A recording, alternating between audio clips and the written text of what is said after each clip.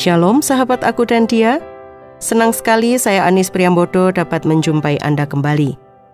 Kali ini topik bahasan kita masih tentang Tuhan panjang sabar bagian ketiga, yaitu doa dan pujian Daud. Tuhan Yesus Kristus kiranya memberkati Anda. Selamat mendengarkan.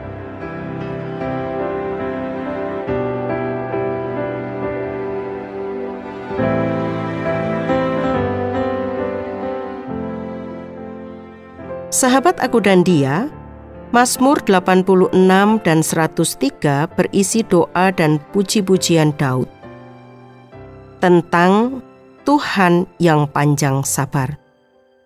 Mengapa? Karena Daud mengenal Allah.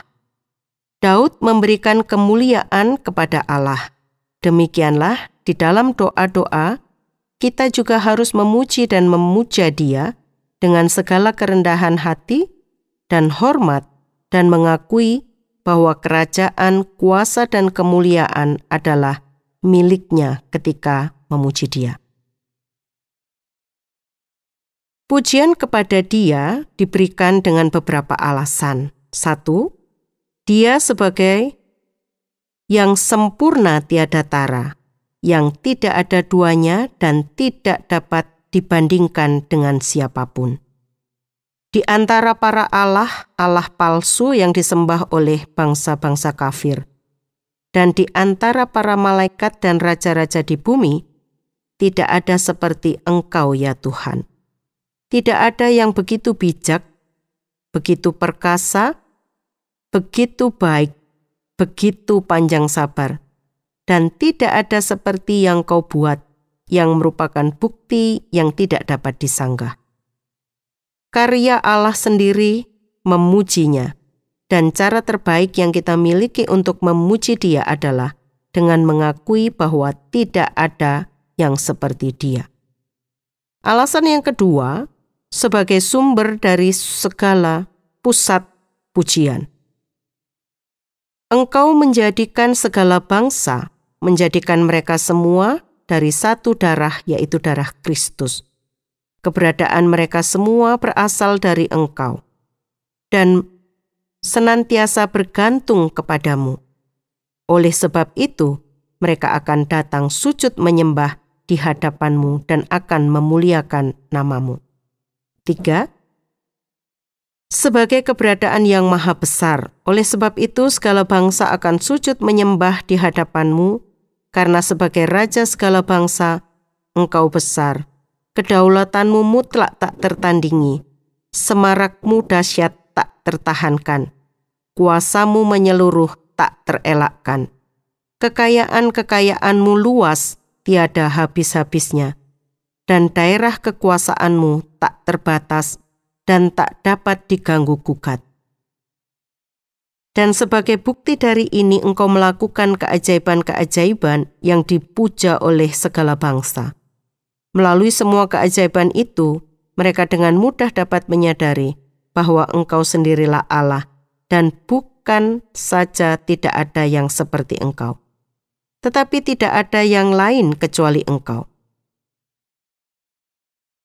Mari kita menunjukkan pikiran-pikiran yang luhur tentang Allah yang besar ini dan penuh dengan rasa kagum yang kudus terhadap Allah yang melakukan keajaiban. Alasan berikut adalah Dia sebagai yang maha baik. Manusia itu buruk, sangat fasik dan busuk.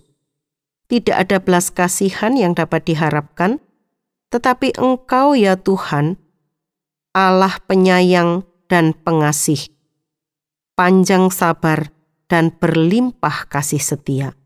Inilah sifat yang Ia pakai untuk menyatakan namanya, dan kita harus mengumandangkan sifatnya ini. Kebaikannya meliputi seluruh karyanya, dan oleh sebab itu haruslah memenuhi semua puji-pujian kita. Dan inilah penghiburan kita dalam kaitannya dengan kefasikan dunia yang kita tinggali ini, bahwa apapun kefasikan itu, Allah itu baik. Manusia itu munafik, tetapi Allah pengasih dan setia. Allah penuh kasih sayang dan di dalam Dia ada belas kasihan. Ia sabar terhadap kita, meskipun kita menyia-nyiakan kebaikannya dan membangkitkan amarahnya. Dia berlimpah kasih setia, murah hati dalam memberi janji, dan setia dalam melaksanakan janjinya. Yang kelima adalah sebagai teman yang baik dan pemberi murah hati. Kita harus memuji Allah karena kebaikan ada di dalam dirinya sendiri. Oleh sebab itu, hal ini yang direnungkan oleh pemazmur dengan sangat senang hati. Ia telah berkata, "Segala bangsa yang kau jadikan akan memujimu ya Tuhan, dan akan memuliakan namamu." Adalah suatu kepuasan tersendiri bagi orang baik saat ia menginginkan orang lain memuji dan memuliakan Allah. Tetapi dia sendiri harus melakukannya dengan segenap hati dan rasa senang. Tak peduli apapun yang diperbuat orang lain. Kata Daud, "Aku hendak bersyukur kepadamu ya Tuhan Allahku, bukan hanya sebagai Tuhan, tetapi sebagai Allah yang akan melakukan segala sesuatu dengan sepenuh hatiku. Aku akan siap melakukannya dan bersukacita. Aku akan melakukan dengan riang gembira dan semangat, dengan rasa hormat yang tulus terhadap Engkau. Aku akan memuliakan namamu, bukan hanya untuk sementara waktu, tetapi untuk selama-lamanya. Aku akan melakukannya sepanjang hidupku dan berharap akan terus melakukannya sampai pada kehidupan kekal."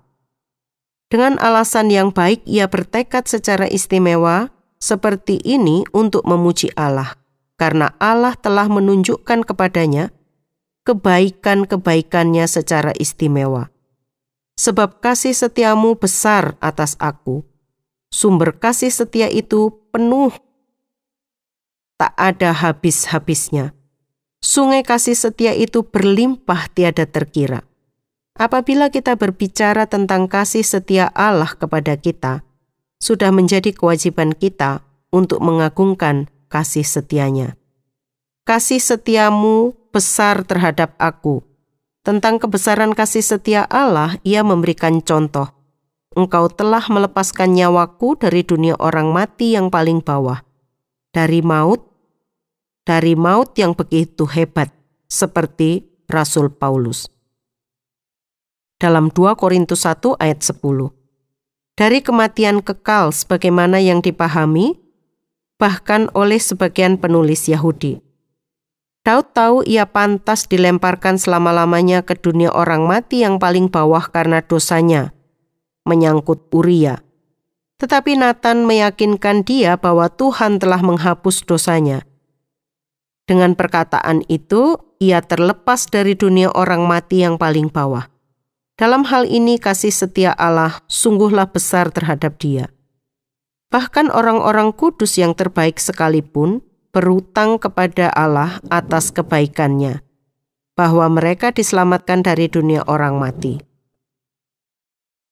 Pertimbangan akan hal ini haruslah membesarkan hati mereka selebar-lebarnya untuk memuji Allah atas kesabaran dan kasih setianya. Mereka wajib memuliakan Dia untuk selama-lamanya. Begitu mulia penuh rahmat, mereka diselamatkan dari kesengsaraan kekal. Dan karena itu, sudah sewajarnya bila puji-pujian kekal juga diminta sebagai balasan atas keselamatan itu. Daud juga berdoa meminta dengan sungguh-sungguh kasih setia dan anugerah dari Allah. Ia mengeluhkan kebencian yang tiada habisnya dan tiada henti dari musuh-musuhnya terhadap dia. "Tuhan, berpihaklah kepadaku, sebab banyaklah orang yang menentang aku." Kemudian ia menggambarkan tabiat mereka. Ia menyebut jumlah mereka. Mereka bergerombol, mereka orang-orang besar yang punya kuasa, dan bertemu di majelis-majelis dan mahkamah-mahkamah. Mereka pandai bersilat lidah dan bertemu di perkumpulan-perkumpulan. Tetapi karena gerombolan mereka lebih sanggup melakukan kejahatan, ia memperhatikan permusuhan mereka terhadapnya. Mereka bangkit menyerang aku, memberontak dengan terang-terangan terhadap aku. Mereka tidak saja merancangkan rencana tetapi juga menjalankan rencana itu.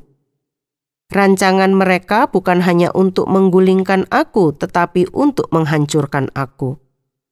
Mereka ingin mencabut nyawaku untuk membunuh nyawaku. Mereka mengejar nyawaku untuk membinasakan aku. Jika itu ada dalam kuasa mereka. Dan yang terakhir, ia memperhatikan kejauhan dan keterasingan mereka dari Allah yang merupakan dasar permusuhan mereka terhadap Daud. Mereka tidak mempedulikan engkau, karena itu kebaikan apakah yang dapat diharapkan dari orang-orang yang tidak takut akan Allah? Daud juga memohon agar anugerah Allah bekerja di dalam dia. Ia berdoa agar Allah memberinya hati yang memahami, agar ia memberitahu dan mengajarkan tentang kewajibannya. Tunjukkanlah jalanmu ya Tuhan, jalan yang telah Engkau tetapkan bagiku untuk berjalan di dalamnya. Saat aku dilanda keraguan tentang jalanmu, jelaskanlah kepadaku apa yang harus aku lakukan. Biarlah aku mendengar suara yang berkata, inilah jalan. Yesaya 30 ayat 21. Daud diajar dengan sangat baik dalam perkara-perkara mengenai Allah. Namun ia sadar bahwa ia perlu pengajaran lebih lanjut dan kerap kali tidak bisa mempercayai penilaiannya sendiri. Tunjukkanlah kepadaku jalanmu, supaya aku hidup menurut kebenaranmu. Orang akan menyangka bahwa seharusnya dia berdoa, ajarilah aku kebenaranmu, maka aku akan berjalan di jalanmu. Tetapi jalan dan kebenaran itu semuanya satu saja. Jalan kebenaranlah yang diajarkan Allah, dan yang harus kita pilih untuk berjalan di dalamnya. Kristus adalah jalan dan kebenaran, dan kita harus belajar mengenai Kristus dan berjalan di dalam Dia. Daud juga memohon hati yang lurus. Bulatkanlah hatiku untuk takut akan nama-Mu. Buatlah aku tulus dalam beragama. Orang munafik mempunyai hati yang bercabang. Kiranya hatiku tidak bercabang dan sepenuhnya untuk Allah, tidak terbagi antara Allah dan dunia, dan tidak berpencar daripadanya. Hati kita cenderung kemana-mana dan bebas. Kekuatan dan kemampuan terbiasa melayang-layang mencari 1000 hal. Daud juga minta agar Allah memberikan pertanda kebaikan kepadanya. 3 hal yang didoakannya di sini adalah agar Allah memperkatakan damai dan penghiburan, agar Allah mengerjakan pembebasan untuknya dan mengamankan dia, agar Allah membuat namanya baik. Daud mengetahui bahwa Tuhan Allah yang disembahnya adalah Tuhan yang panjang sabar dan berlimpah kasih setia.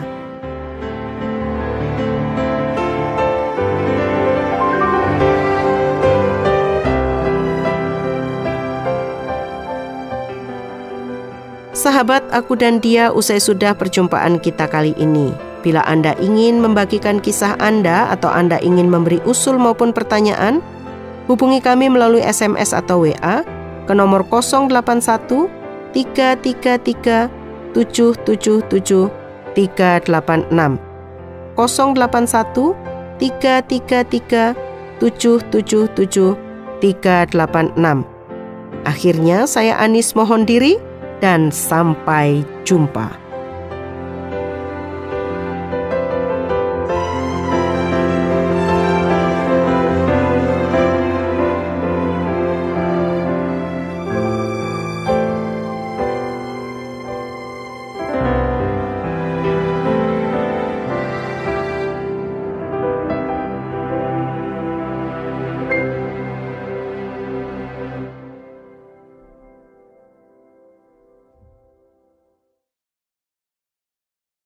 Terima kasih Anda sudah mengikuti program kami. Jika Anda diberkati, jangan lupa like, komen, dan share supaya Anda tidak ketinggalan setiap program terbaru kami.